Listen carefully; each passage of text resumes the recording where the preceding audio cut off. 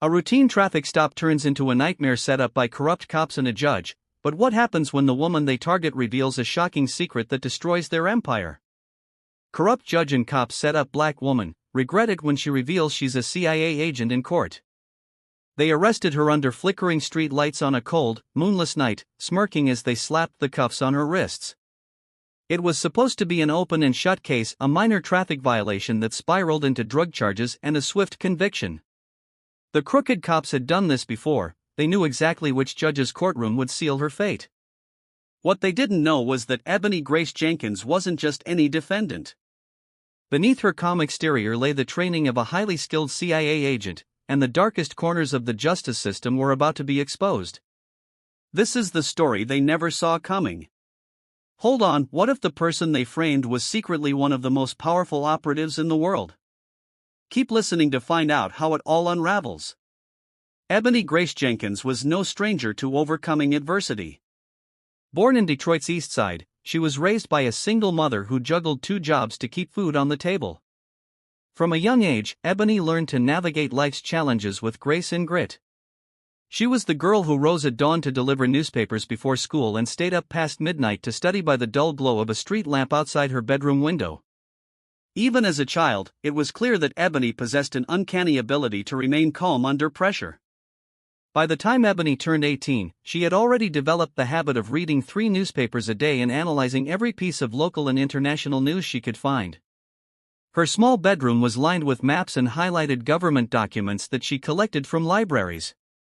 She wanted to understand how power worked, who wielded it, how it was acquired, and why it was so often abused. Little did she know that this lifelong interest in justice and governance would one day land her in one of the most secretive government agencies in the world.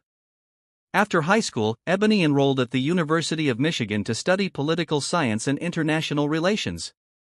She graduated top of her class, overshadowing even the most privileged students. Her performance caught the attention of recruiters from the Central Intelligence Agency, who were always on the lookout for disciplined, determined, and quick-witted individuals. Ebony fit that profile perfectly. Joining the CIA was no walk in the park.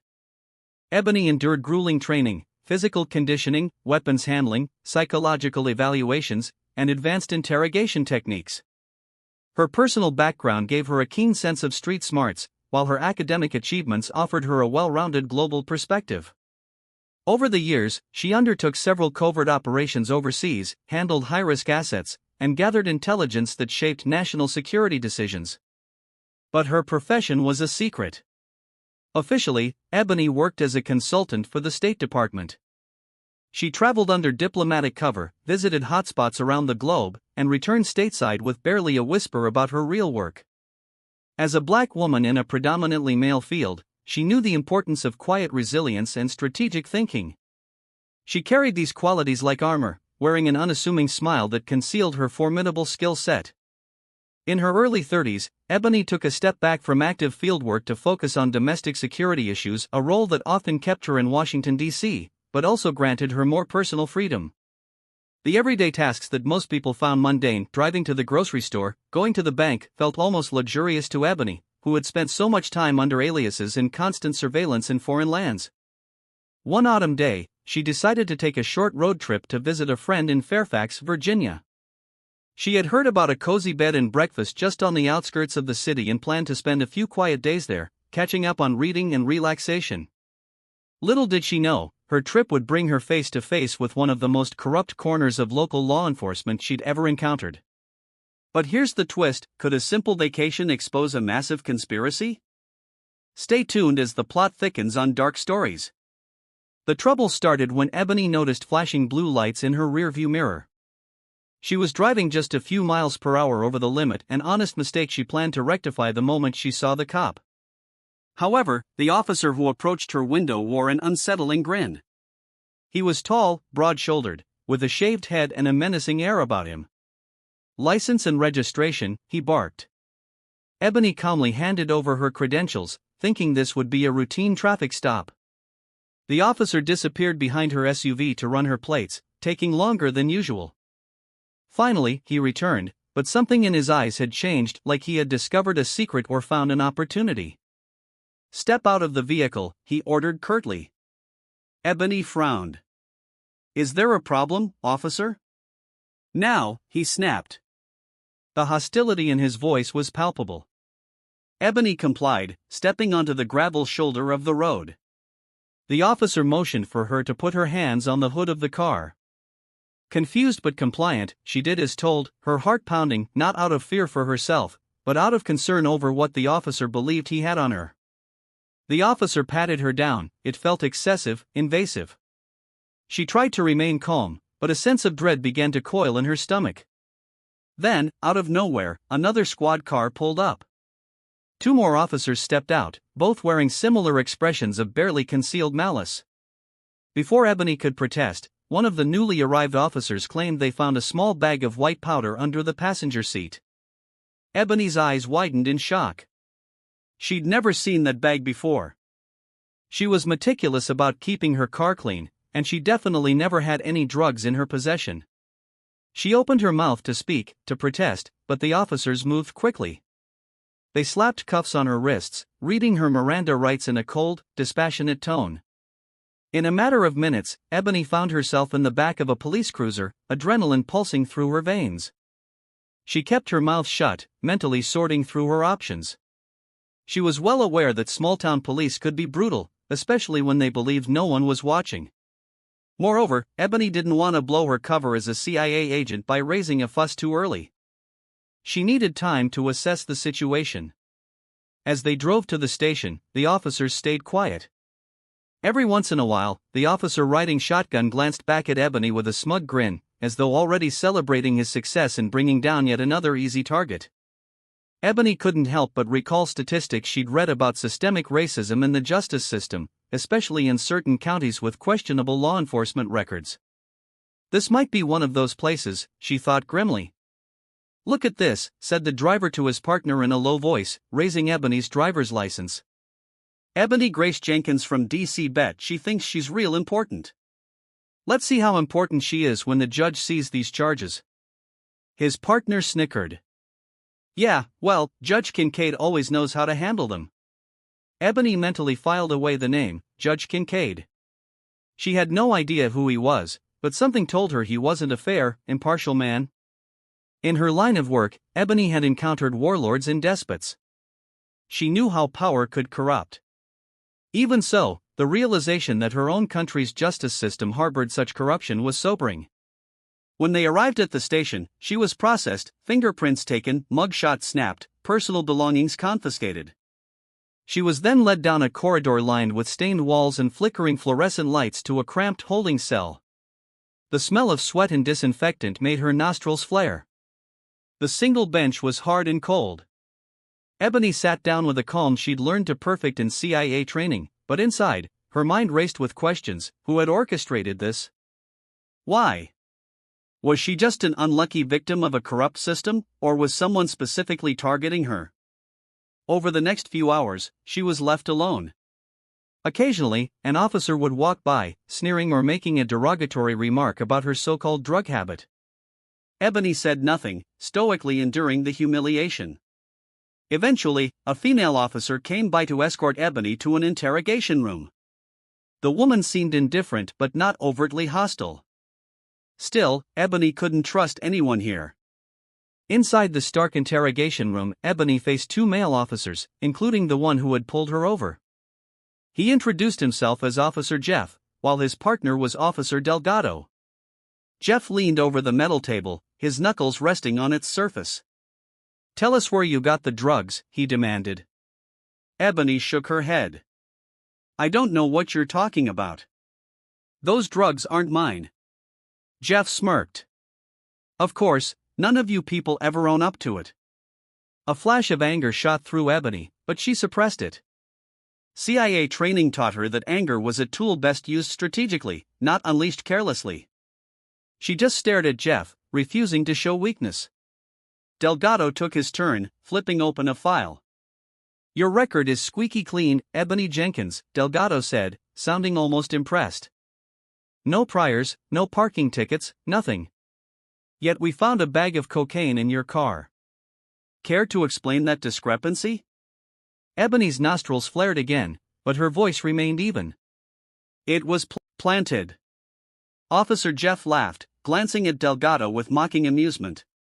That's a new one. So you're claiming we planted it? Or some random stranger planted it? Ebony folded her arms. I'm claiming I'm innocent. Tell that to the judge, Jeff said. He's known to be tough on drug offenders. You're looking at a felony possession charge. That's a nice chunk of prison time if convicted. Without giving her another chance to speak, they ended the interrogation and escorted her back to the holding cell. Ebony's mind raced. She needed a plan. Yes, she had her CIA credentials, but using them prematurely might compromise her current role and any chance of building a case against these corrupt officers. It was crucial to handle this carefully. Ebony needed to see how deep this corruption went and who exactly was pulling the strings. A short while later, a tired-looking public defender entered the cell block, calling for Ebony Jenkins. The lawyer, whose name tag read Maria Alvarez, approached Ebony, rummaging through a stack of documents. She was disheveled, as though she had far too many cases to handle. Miss Jenkins, I'll be representing you at the arraignment, Maria said briskly. We need to go over the details. Ebony glanced at the guard, who seemed preoccupied with his phone, then lowered her voice. I'm not guilty. The cops planted those drugs. Maria sighed, as if she'd heard this story 1,000 times before. Do you have any proof? Ebony shook her head. Not yet. Maria rubbed her temples. Then it's your word against the police. Around here, that's not going to cut it, especially in front of Judge Kincaid. He's particularly strict with drug offenses. He's known to give the maximum sentence. Ebony narrowed her eyes. She needed time to strategize. Let's just get to the arraignment, she said. I want to see the judge and understand the lay of the land. Maria nodded, though she seemed skeptical that anything good would come of it. Imagine the shock when a so-called routine case explodes into a federal scandal. How far will Ebony go to turn the tables? Don't stop now, the courtroom drama is just heating up on dark stories. The arraignment was held the next morning in a small, stuffy courtroom. Ebony, dressed in an orange jumpsuit, was led in by a guard. The room was sparsely populated, a few bored reporters, some curious locals, and the prosecutor, a sharp-featured man named Gerald Polk. Judge Kincaid presided from the bench, a portly man in his late 50s with a perpetual scowl. His robe hung loosely over his frame, and his eyes scanned the room with disdain. As Ebony was brought forward, Kincaid barely glanced at her. The defendant is charged with possession of a controlled substance, a felony, Polk announced smugly. We request no bail, Your Honor, given the seriousness of the charge. Maria stepped up. Your Honor, my client has no prior record and is a model citizen. We request release on her own recognizance. Kincaid snorted. Bail is denied. Trial set for 2 weeks from today. Ebony's stomach tightened. 2 weeks? That was unusually fast for a felony case. Something was off. Maria leaned in to whisper, "This is how it works here. They rush cases to avoid scrutiny." Ebony nodded subtly. She needed to act soon. Back in her cell, Ebony pondered her next move. She couldn't rot here for 2 weeks while the corrupt system patted itself on the back. It was time to leverage her CIA resources discreetly. That night, when the guards changed shifts, Ebony noticed a female guard named Bernice Miller making rounds. Bernice seemed different, less hostile, perhaps even sympathetic. Ebony decided to take a calculated risk. As Bernice passed by, Ebony whispered, "I need to make a phone call." "It's urgent." Bernice hesitated. "You already had your one call." "This is different," Ebony said, her voice low but firm. "I'm not who you think I am. If you help me, you'll be doing the right thing." Bernice's eyes flickered with uncertainty, but something in Ebony's gaze convinced her. "Fine. But make it quick." In the dimly lit phone booth area, Ebony dialed a secure CIA line she had memorized. She spoke in code to her handler, Agent David Turner. "This is Shadowhawk. I'd been compromised in Fairfax County. Need extraction and intel on local corruption. Targets: Judge Kincaid, Officer Jeff, Prosecutor Polk. Turner's response was immediate. Understood. We'll send support. Stay low. Ebony hung up, relief washing over her. Now, it was a waiting game. Over the next few days, Ebony gathered subtle intel from within the jail. She overheard guards talking about the usual payoffs and how Judge Kincaid ensured certain cases went a particular way. Bernice, feeling guilty, slipped Ebony a small notebook to jot down notes. Meanwhile, outside, CIA operatives worked swiftly. They hacked into local databases, pulled financial records, and even placed bugs in key locations. What they uncovered was staggering: a racket involving the judge, prosecutor, and several officers. They framed innocent people, often minorities or out-of-towners, with drugs to fill private prison quotas and collect bribes from drug lords who paid to stay out of jail. Ebony's arrest was just bad luck. She fit the profile of an easy target. But now, with the CIA involved, it would be their undoing. On the day of the trial, the courtroom was fuller than usual. Word had spread about the D.C. woman who claimed innocence. Ebony sat at the defense table, Maria beside her. Prosecutor Polk looked confident, Officer Jeff ready to testify. Judge Kincaid banged his gavel. Let's begin. Polk called Officer Jeff to the stand. Jeff recounted the arrest with rehearsed precision, claiming he found the drugs during a routine search. Maria cross-examined him. Isn't it true that you planted those drugs? Jeff scoffed. Absolutely not. Ebony leaned toward Maria. Now, she whispered. Maria stood. Your Honor, the defense has new evidence that proves my client's innocence and exposes corruption in this court. Kincaid's eyes narrowed. What evidence? Maria produced a flash drive. Video footage, financial records, and testimonies showing a conspiracy involving the prosecutor, arresting officer, and even you, Your Honor. The courtroom erupted in murmurs. Polk jumped up. Objection. This is outrageous. Kincaid slammed his gavel. Order. Counsel, approach the bench. As Maria and Polk argued, Ebony rose calmly. Your Honor, there's more. I'm not just Ebony Jenkins. I'm a CIA agent, and I've been gathering intel on this corruption ring. Gasps filled the room. Kincaid's face drained of color. That's preposterous. Sit down. But Ebony continued. The CIA has been monitoring this county. We have proof of bribes, framed arrests, and rigged trials. It's over. Polk turned to Kincaid, panic in his eyes. Jeff shifted uncomfortably in the witness box. Kincaid tried to regain control. This court doesn't recognize unsubstantiated claims from a defendant. At that moment, the doors burst open. Several FBI agents stormed in, badges flashing. FBI. Everyone stay seated. The lead agent approached the bench. Judge Kincaid, Gerald Polk, Samuel Jeff, you're under arrest for corruption, conspiracy, and civil rights violations. Chaos ensued. Jeff tried to bolt but was tackled. Polk protested vehemently. Kincaid banged his gavel futilely as agents cuffed him. Ebony watched with satisfaction. For the first time, she saw something she had never seen before in the face of a man who claimed absolute power, real fear. The courthouse corridors bustled with frantic energy as soon as the judge called for recess. Whispered conversations crackled like static electricity in every corner. A few reporters who had shown up to cover a routine drug trial now sensed they had stumbled into the scoop of the year. Ebony was escorted to a small holding room, where Maria Alvarez joined her moments later. Her face was flushed with exhilaration. I had no idea you were actually CIA. Ebony offered a tight-lipped smile. I needed to keep it under wraps until the right moment. Now, that moment is here. Before Maria could respond, the door creaked open.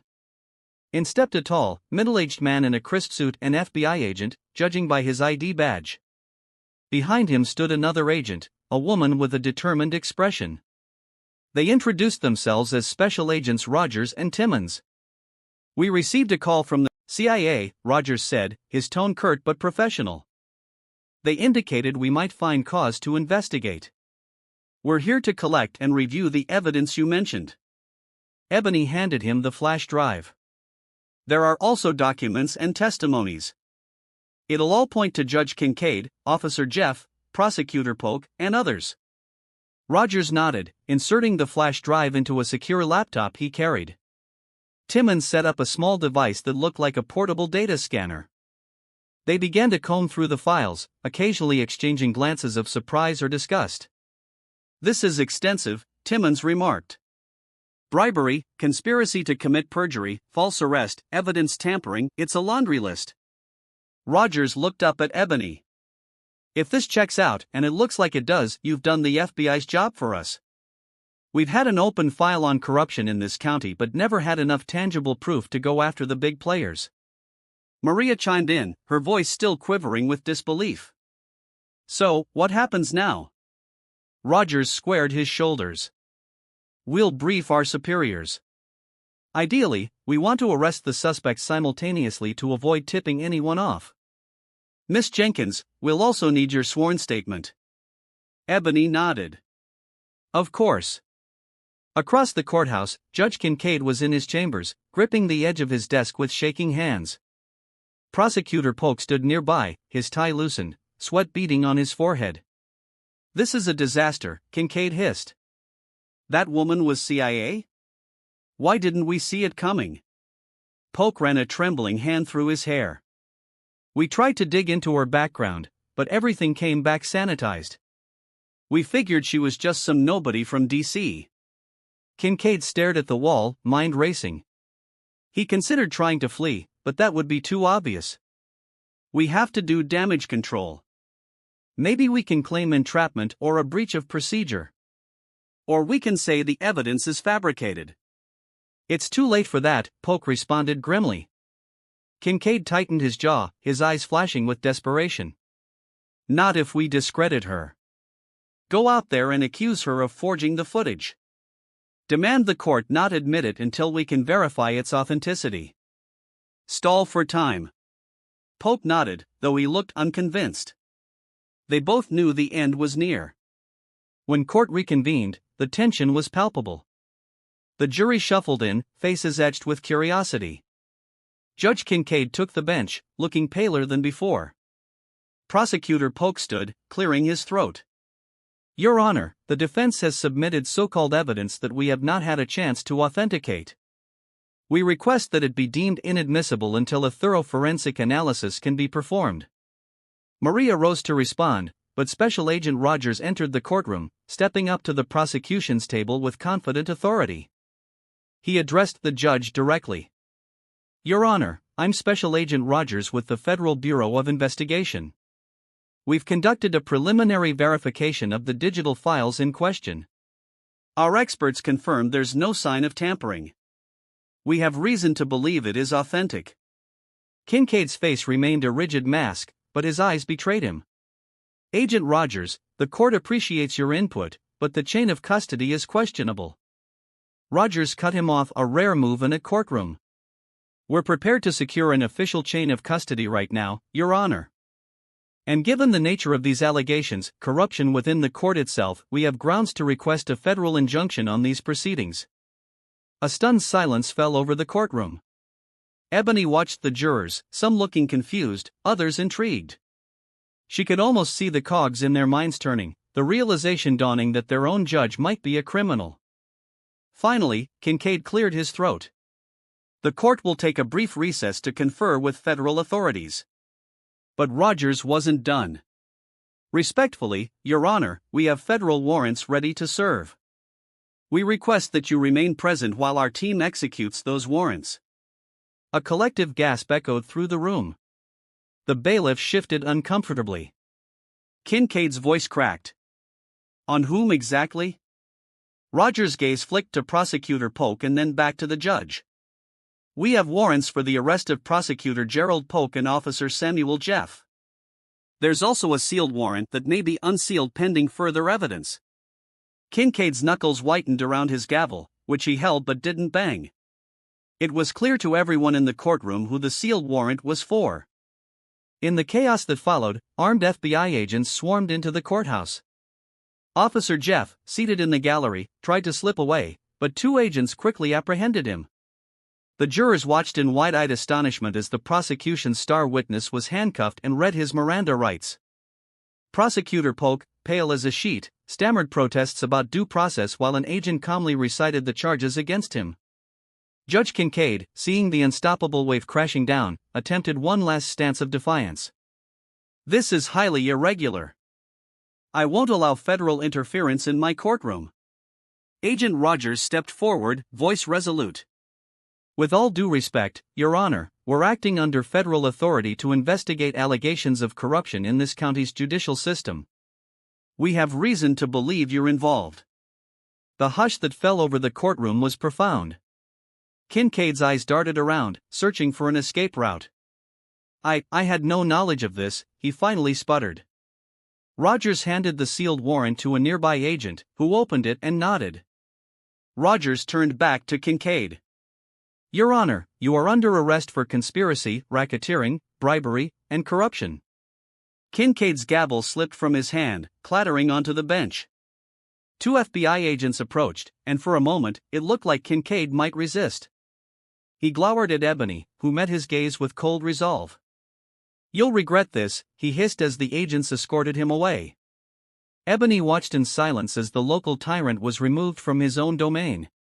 The feeling of justice, long overdue, washed over her. Maria stood next to her, mouth agape. In the days that followed, the story became a national headline. Major networks picked up the news: corrupt judge, cops, and prosecutor arrested, defendant revealed as CIA agent. Ebony's identity was no longer a secret, though the CIA worked quickly to manage the press, limiting any potential fallout or security risks. They released a brief statement confirming Ebony Jenkins was indeed an operative on personal leave and that they were cooperating with the FBI's ongoing investigation. The Department of Justice launched a full-scale probe, and more local officials fell under scrutiny. Bank records, phone logs, and witness testimonies flooded in, revealing a sprawling web of corruption that reached city council members, private prison liaisons, and even a few state-level politicians. The name Kincaid became synonymous with judicial bribery, and dozens of prior convictions from his court were re-examined, leading to appeals and overturned sentences.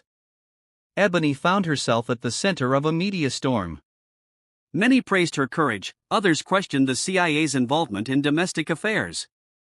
But Ebony knew her conscience was clear. She had fought to expose a grave injustice, not to forward any hidden agenda. When reporters asked her why she risked blowing her cover, she simply said, "No one is above the law, not even those who wear the robes of justice or the badges of law enforcement." Maria Alvarez's once fledgling career skyrocketed. She became a sought-after attorney, featured in prominent legal magazines for her role in uncovering systemic corruption. Despite the sudden limelight, Maria remained humble, giving credit to Ebony and the courageous whistleblowers who helped them. Officer Bernice Miller, the guard who had quietly aided Ebony, also stepped forward to testify. Her conscience couldn't bear witnessing the corruption any longer. She resigned from the department and offered crucial insights into the bribery and intimidation tactics used to maintain silence within the jail. As for Ebony, the CIA granted her a brief leave of absence to recover from the ordeal and handle the fallout of her public unmasking. She returned to Washington, D.C., where she found a small measure of peace in knowing she had struck a significant blow against a corrupt institution. Agents David Turner and the others who assisted her discreetly congratulated her, but they also urged her to lie low. Ebony understood the importance of caution. There were likely still enemies out there, people who had lost money or influence because of her actions. Yet, Ebony felt a renewed sense of purpose. No longer did she see her job merely as a faceless entity within a sprawling intelligence bureaucracy. Now, she understood the true meaning of protecting American values. Sometimes, the threat to justice came not from foreign soil but from within. In the aftermath, Ebony kept in touch with Maria. They formed a bond forged in adversity, sharing notes on legal strategy and updates on the ongoing investigations. Through her CIA contacts, Ebony even helped direct some federal oversight resources to ensure the newly appointed judges and prosecutors were free from the corruption that had plagued the county. Justice, for once, had the final word. And there you have it, the gripping, true-to-life tale of a small-town conspiracy so confident in its power that it never saw Ebony Jenkins coming. A brilliant CIA agent on a simple vacation, caught in a web of lies and deceit that stretched all the way to the highest seat in the local courtroom. With courage, resourcefulness, and the backing of the very agency no one suspected, Ebony shattered their toxic empire, proving that justice can prevail even when it hides in the shadows. If this story kept you on the edge of your seat, don't forget to give it a thumbs up, share with friends who love a good showdown against corruption, and most importantly, subscribe to Dark Stories for more dramatic stories that reveal the hidden battles of everyday heroes. By sharing, you help us continue telling tales that inspire and remind us all, the truth can't be silenced.